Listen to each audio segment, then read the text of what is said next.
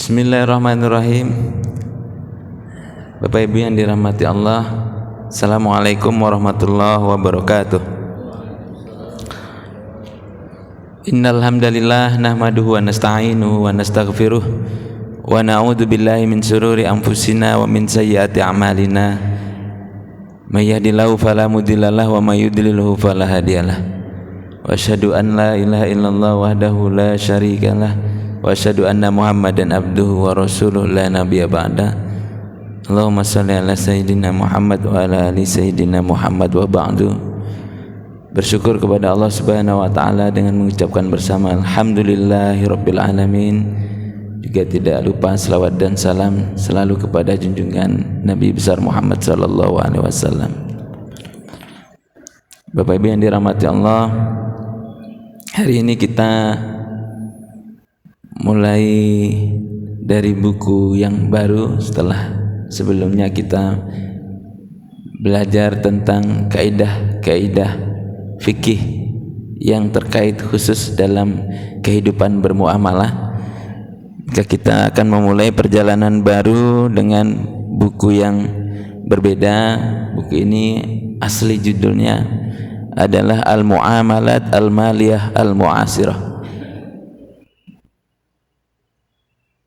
Muamalah al-maliyah. Muamalah ini dalam pemahaman dasar umum kita adalah peraturan-peraturan yang mengatur tentang hubungan seseorang individu terhadap masyarakat atau orang-orang di sekitarnya.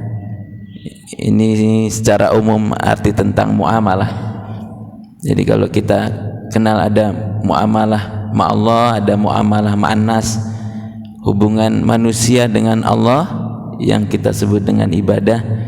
Sementara satunya hubungan manusia dengan orang-orang di sekitarnya. Ini muamalah dengan nas.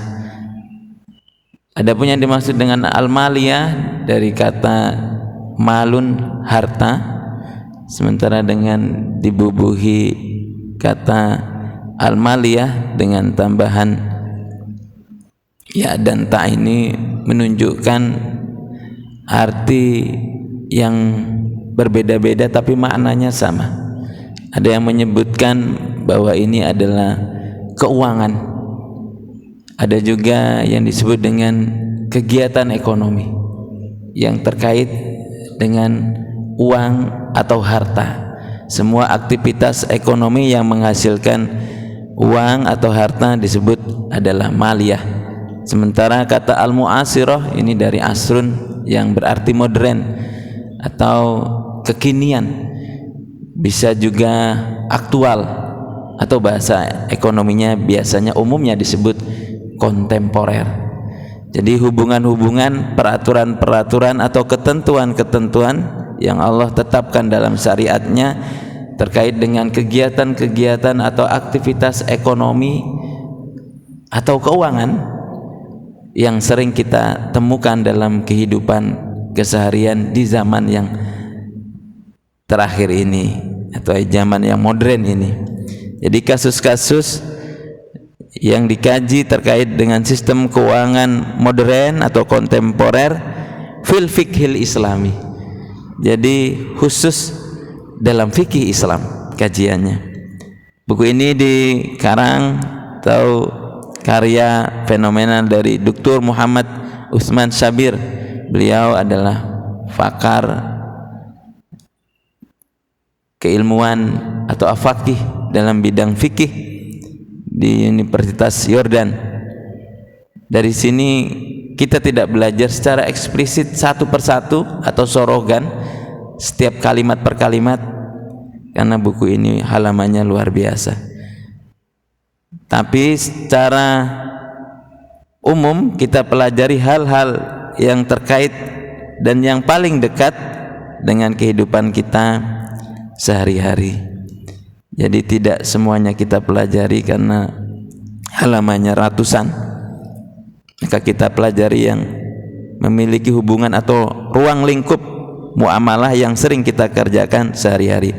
Apa saja yang akan dijelaskan dalam buku ini sebelum kita kaji satu persatu? saya ingin jelaskan secara global atau yang sangat dekat dengan kehidupan kita sehari-hari. Pertama adalah tentang ruang lingkup harta dan akad-akadnya. Jadi kalau kita sudah bicara harta, pertanggungjawabannya itu dari mana kita dapatkan dan untuk apa kita belanjakan. Ini yang akan dibahas dalam buku yang akan kita kaji setiap waktu sampai selesai insyaallah. Jadi konsep harta dalam Islam diperjelas mulai dari mana diperoleh hingga untuk apa dikeluarkan. Nah, hubungannya dengan perolehan dan pengeluaran ini itu ada satu hal mendasar yang harus kita ketahui bersama, karena dasar ini menjadi pedoman turunannya dengan segala aktivitas kegiatan. Dasar itu disebut dengan uqud atau akad-akad. Jadi kalau kita sering mendengar istilah-istilah akad-akad yang kita gunakan dalam kehidupan keseharian, aktivitas yang berhubungan dengan keuangan, itu akan kita pelajari dalam fikih Islam apa saja akad-akad yang mengikat kegiatan kita dalam kehidupan bermuamalah. Jadi ada akad jual beli, ada akad perkongsian dan lain sebagainya. Itu harus kita pahami bersama, karena dari akad itulah kemudian turun aktivitas lainnya. Ada juga yang disebut dengan buyuk atau kegiatan aktivitas jual beli. Ini salah satu pokok kegiatan yang dilakukan oleh sebagian dari kita dalam memenuhi kebutuhan ekonomi. Buka toko, jual beli, buka jasa, ini juga jual beli hitungannya, kelayanan, apapun aktivitasnya, ini bagian dari jual beli. Ini harus kita pahami bersama, karena Umar bin Khattab pada masa kepemimpinan beliau sebagai khalifah yang tidak tahu tentang fikih jual beli dilarang melakukan transaksi jual beli di pasar. Ini luar biasa. Mengapa? Karena kalau tidak tahu dasar-dasar kaidah jual beli dalam Islam akan masuk ke dalam ranah haram minimal subhat. Maka jual beli ini harus tahu dasar-dasar syariah yang menentukan ketetapan dan ketentuan dalam transaksi jual beli. Ada juga yang terkait dengan rohan. Rohan ini penggadaian. Nah, jadi kalau kita tahu tentang pergadaian, ini juga harus tahu dasar-dasar syariat yang membahas secara detail tentang pergadaian. Kadang orang tidak tahu mana gadai, mana hutang, mana pinjam meminjam, karena memang istilahnya hampir sama, tetapi karena akadnya berbeda, maka turunan yang harus kita lakukan tentang hak dan kewajiban juga berbeda. Ada juga terkait tentang hiwalah. Hiwalah ini pengalihan hutang piutang. Jadi hutang piutang kita itu bisa dialihkan dari satu orang ke orang lainnya. Jadi bisa terlibat lebih dari 2 orang dalam transaksi hutang piutang, karena hutang tadi bisa dialihkan. A punya hutang ke B, B punya hutang ke C, yang C minta si B untuk membayar hutangnya, namun karena B belum memiliki uang, karena uangnya masih nyangkut di si A, maka si C tadi bisa berhubungan dengan si A dengan kesepakatan antara A, B dan si C tadi. Ini terkait dengan pengalihan hutang piutang. Kemudian juga ada as-sulhu. As-sulhu ini terkait dengan perdamaian, tapi bukan perdamaian yang lain, tapi perdamaian dalam dunia usaha atau bisnis. Jadi kalau kita transaksi dengan lembaga keuangan, kemudian ada problem-problem bukan saja di lembaga keuangan, juga termasuk individu, organisasi atau badan hukum lainnya, kemudian kita mendapatkan satu jalan buntu karena problem permasalahan besar yang tidak bisa diselesaikan, maka bisa mengambil jalan dengan cara berdamai. Lalu bagaimana cara berdamai dalam syariat Islam? Ini ada dasar-dasar utama yang harus menjadi pijakan agar perdamaian itu benar-benar sesuai dengan ajaran agama Islam. Ada juga ad-doman atau jaminan. Nah, jaminan ini ternyata dalam Islam juga sudah ditentukan dalam fikih Islam terkait dengan dasar-dasar jaminan atau yang kita sebut dalam bahasa kekinian atau kontemporer itu asuransi. Nah, atau jaminan itu apa ya? Oh, kalau disebut asuransi baru kita ngeklik. Banyak sekali produk-produk asuransi Bapak Ibu yang datang ke kita. Mau itu asuransi jiwa, ada asuransi pendidikan, ada asuransi kendaraan, ada asuransi kesehatan. Nah, ini jaminan-jaminan semua, produk-produk jaminan kontemporer yang lahir dalam bentuk sebuah lembaga yang memiliki legalitas dengan produk-produk yang ditawarkan kepada kita semua. Ustaz, bagaimana halal haramnya?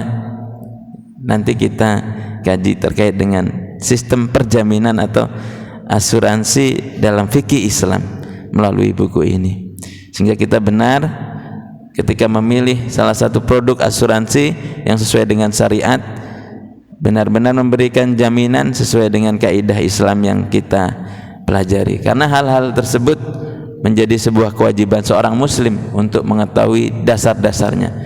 Ini dalam disebutkan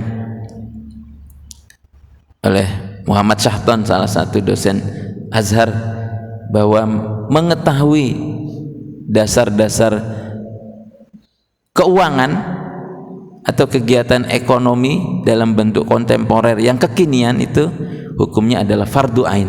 Jadi masing-masing minimal dasarnya tahu.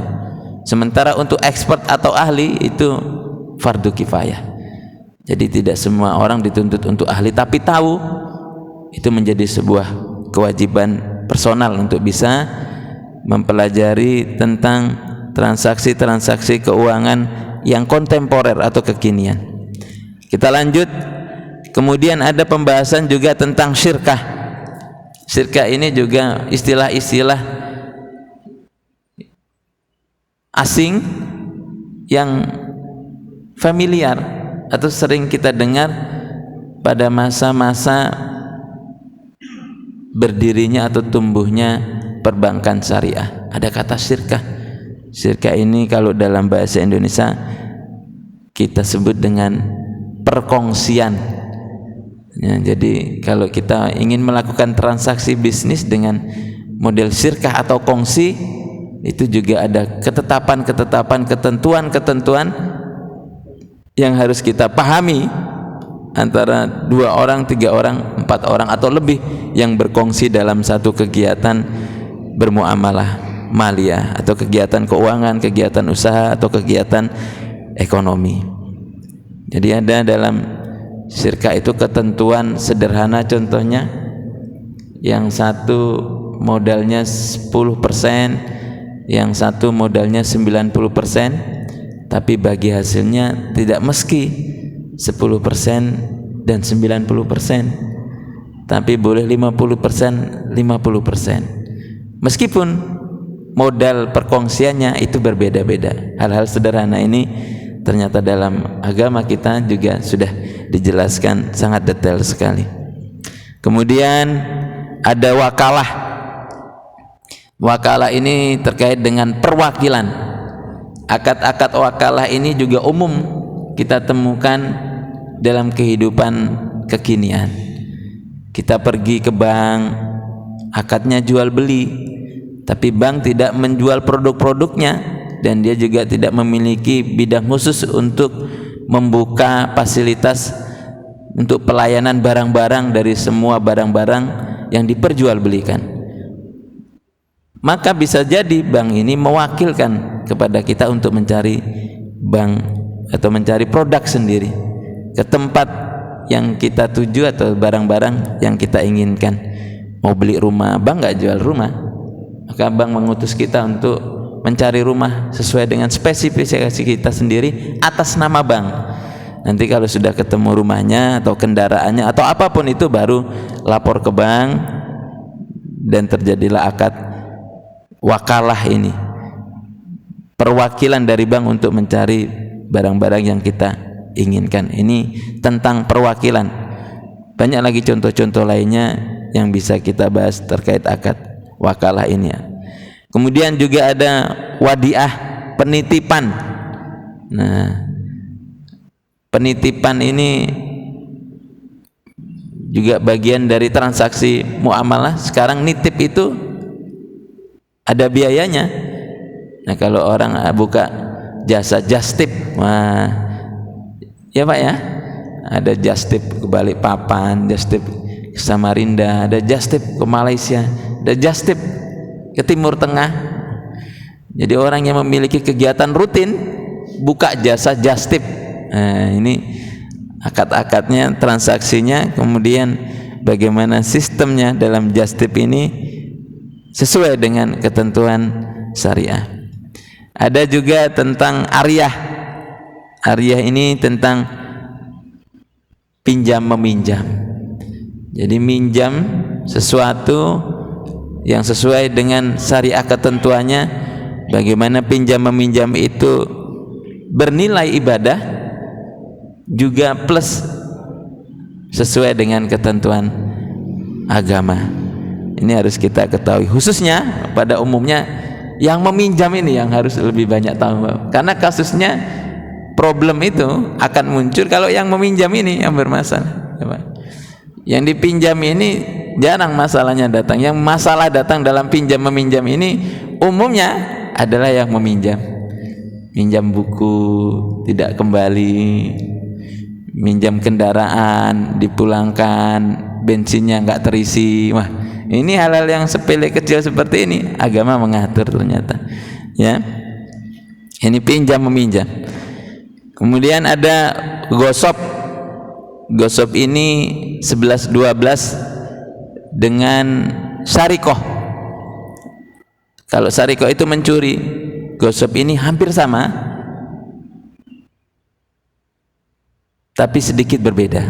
Bedanya di mana? Kok 11-12? Karena kalau ini umumnya Pak, nanti kita bahas detailnya. Kalau mencuri itu tidak dikembalikan, tapi kalau gosop barangnya kembali, tapi ada sesuatu fase yang hilang dari ketentuan yang ditetapkan. Apa? Salah satunya izin pengetahuan. Saya bendahara Masjid Syuhada, pegang uang 10 juta, ada keperluan mendadak, uang 10 juta itu saya pakai tanpa sepengetahuan dan izin pengelola, itu masuknya gosop. Tidak mencuri karena akan dikembalikan, tapi memakai dengan tanpa perizinan, ternyata agama mengatur dan menyebutnya gosop, hampir mendekati mencuri. Kenapa kok tidak mencuri? Karena uang tadi dikembalikan. Nah, ini hal-hal yang sederhana seperti ini, ternyata kalau kita tidak tahu, dosa yang datang kepada kita, ya. Nah, gosop ini ancamannya luar biasa. Man ghosoba qaida sidbrin min ardin, kata Rasulullah, barang siapa yang menggosop sejengkal tanah, tawaqahu sab'ina ardinan, nanti dosanya itu akan digantungkan 7 bumi di hari akhir. Nah, itu sejengkal tanah Pak ya. Itu perumpamaan ya. Kok ada orang ngambil sejengkal tanah? Itu perumpamaan saja. Kita menggunakan sesuatu yang tidak sesuai dengan ketentuan agama, ini disebut dengan gosop, memakai sesuatu. Hati-hati. Ada juga mudorobah. Mudorobah ini permodalan. Ada modal terkait dengan tenaga, ada modal terkait dengan uang. Ini disebut juga mudharabah. Atau kita yang terkait dengan aktivitas pertanian atau perkebunan, kita kenal dengan istilah musaqat. Nah, ini akad-akad transaksi kehidupan ekonomi yang khususnya di tanah pasir ini umumnya banyak orang membuka perkebunan dan pertanian. Ini harus tahu bagaimana musaqat itu dilaksanakan dalam bertani atau berkebun tadi. Ada yang muzaraah. Nah, orang mengadakan kerjasama dalam bidang pertanian juga yang sama. Kalau tadi ada istilah musaqat di bidang perkebunan, ini ada muzaraah juga di bidang pertanian. Sama-sama pertanian, tapi karena akadnya berbeda, akhirnya hak dan kewajibannya juga berbeda. Maka tidak boleh dicampur-campur. Satu menggunakan istilah atau ketentuan musaqat, tapi kemudian turunannya dia mempergunakan hak dan kewajiban terkait muzaraah. Nah, ini kalau tidak tahu bisa rancu apa ini. Yang tadi akhirnya melahirkan syubhat tadi, sesuatu yang abu-abu, yang tidak baik dalam kehidupan kita dan jauh dari keberkahan. Ada juga kafalah. Kafalah ini jaminan, salah satu produk kontemporer, diantaranya seperti halnya juga tadi asuransi. Kan kita kenal ada asuransi takaful, itu dari kata kafalah atau jaminan. Ada taflis, bangkrut. Jadi dalam kegiatan usaha bangkrut juga ada ketentuan-ketentuan yang melahirkan hak dan kewajiban bagi pelakunya. Terkait dengan apa? Terkait dengan kewajibannya dengan orang-orang yang memiliki keterikatan. Bisa jadi modalnya kerjasama, bisa jadi kegiatannya juga kerjasama, juga termasuk pengelolaannya. Kalau kasus taflis atau bangkrut ini terjadi dalam kehidupan kita atau dalam aktivitas bisnis kita, apa saja yang harus dilakukan dalam fikih Islam sehingga benar-benar kita terjauh dari hal-hal yang tidak diinginkan. Juga ji'alah. Ji'alah ini bahasa Indonesianya apa kalau lomba-lomba ini, Pak? Sayembara. Sayembara ji'alah ini, Pak. Pemberian fee dan lain-lain sebagainya itu masuk dalam kategori ji'alah. Ternyata Islam mengatur sampai sedetail ini. Ada sayembara perlombaan, mengadakan sayembara perlombaan dengan hadiah yang fenomenal. Ternyata hadiahnya dari iuran para pengikut sayembara. Wah, ini masuknya judi. Hati-hati. Jadi tipis-tipis bedanya dalam kehidupan ini kalau kita tidak tahu tata kelolanya. Buat panitia, buat perlombaan, tahu-tahu lombanya hadiahnya dari pendaftaran peserta. Wah, ini namanya perlombaan yang sama sifatnya dengan perjudian. Kemudian ada qard. Qardun itu pinjaman, hutang piutang. Al-qard ini juga masalah yang umum terjadi dalam kehidupan keseharian kita.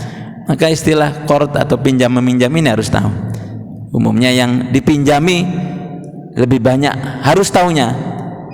Yang meminjam juga harus tahu juga, ya. Karena kalau yang meminjam bermasalah, ini yang dipinjami juga kadang mempermasalahkan kalau dia tidak tahu bahwa qard itu akadnya adalah tabaruk, kebaikan. Nah, ini nanti melahirkan permasalahan yang dampaknya luar biasa. Ada teman putus pertemanan karena urusan pinjam meminjam atau hutang piutang. Ada tali kekeluargaan, putus tali kekeluargaannya karena permasalahan pinjam meminjam atau hutang piutang tadi. Jadi kalau kita tahu dasar-dasarnya, bagaimana ketentuan yang dipinjami juga yang meminjam tadi, syariah menjelaskan secara detail, maka keduanya selamat insya Allah, karena dasarnya adalah agama. Ada jual beli baik murabahah, baik salam, baik istisna, atau baik taksid, baik sorof. Ini salah satu dari berbagai jenis akad jual beli dengan transaksi dan akad-akad kontemporer yang semuanya pernah terjadi, tapi sekarang hanya bentuknya saja yang berbeda. Dulu ada supermarket yang tidak ada penjaganya. Kalau di luar negeri umum, self service, cari orangnya mana, orangnya ini kok nggak ada, kasirnya di mana, yang jaga pun nggak ada. Nah, ini bagaimana hukumnya? Ini jual beli yang lahir kontemporer kekinian. Kalau kita tahu jual beli itu harus ada penjualnya, transaksinya dulu ada ijab kabul, saya jual Pak, ya saya beli Pak, saya jual, begitu. Ini jangankan orangnya, yang jaga aja nggak ada, mau tanya juga nggak ada orang, yang dihadapi mesin semua. Ini bagaimana? Ini jual beli yang modern.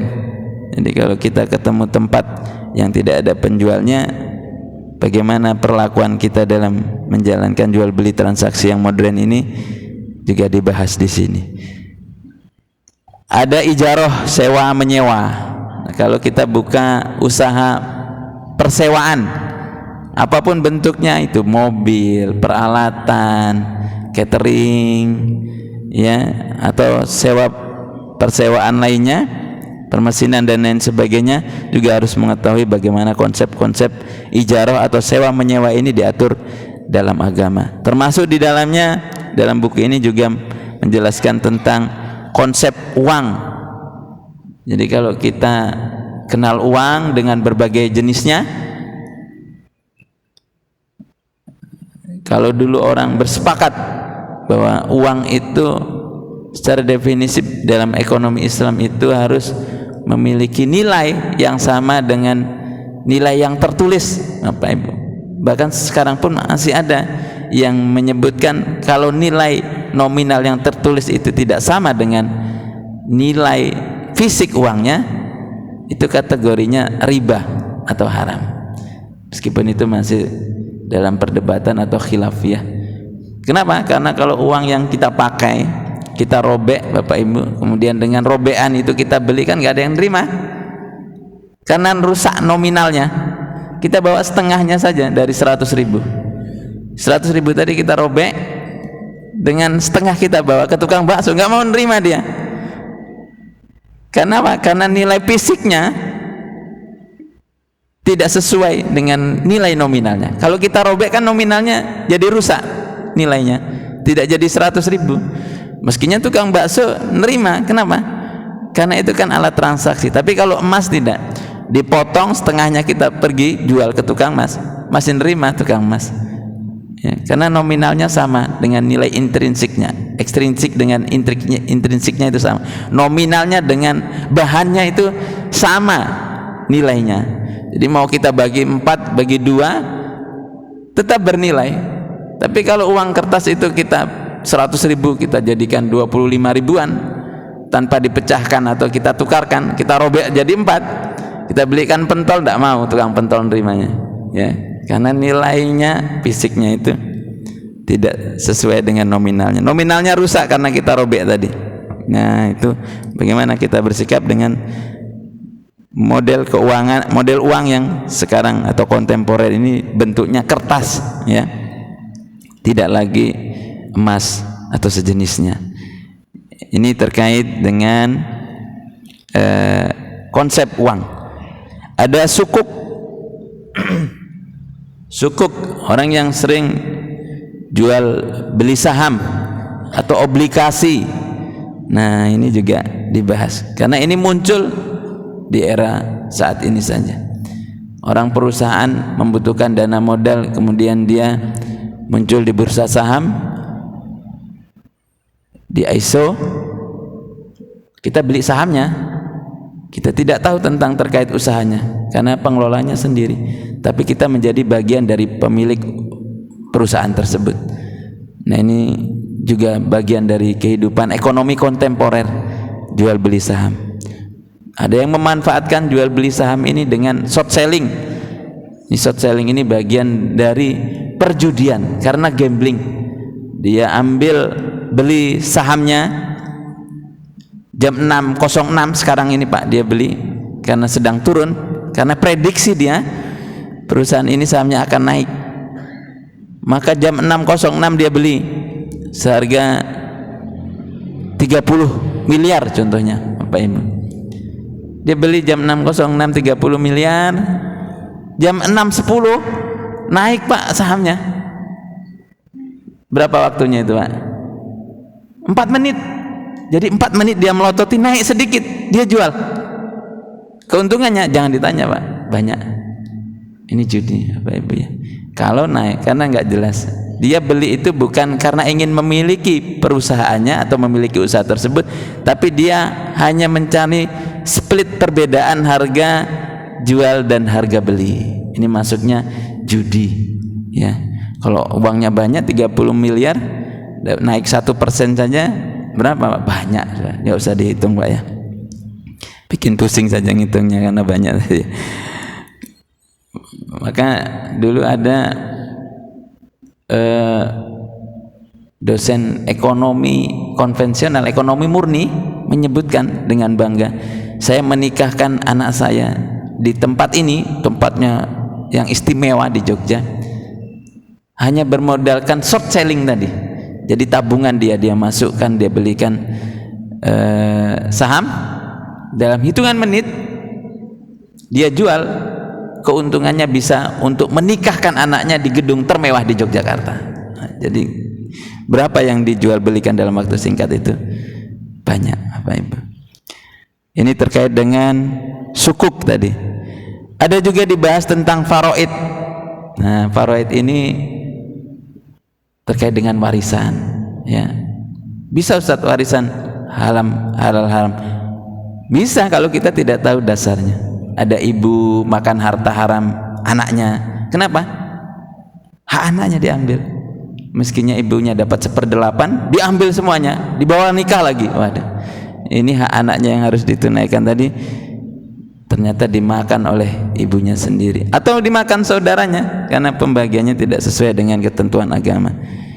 Kenapa Ustaz kok hidup saya tidak berkah? Jangan-jangan salah satunya ada harta waris yang tidak dibagi dengan sesuai dengan agama atau syariat.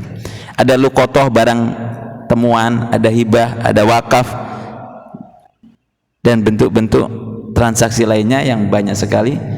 Maka kita bahas satu persatu tentunya. Maka saya sebut di awal tadi, perjalanan ini panjang sekali, tapi insya Allah pelan-pelan kita belajar bersama sehingga kita bisa memenuhi dasar-dasar kehidupan keseharian yang terkait dengan aktivitas atau kegiatan keuangan atau kegiatan ekonomi yang kita lakukan sesuai dengan pedoman agama, Al-Quran atau Sunnah Rasulullah SAW. Semoga yang sedikit ini menjadi dasar atau tambahan kehidupan kita bisa berjalan lebih baik dalam kehidupan keseharian. Usikum wa nafsi bitaqwallah. Assalamualaikum warahmatullahi wabarakatuh.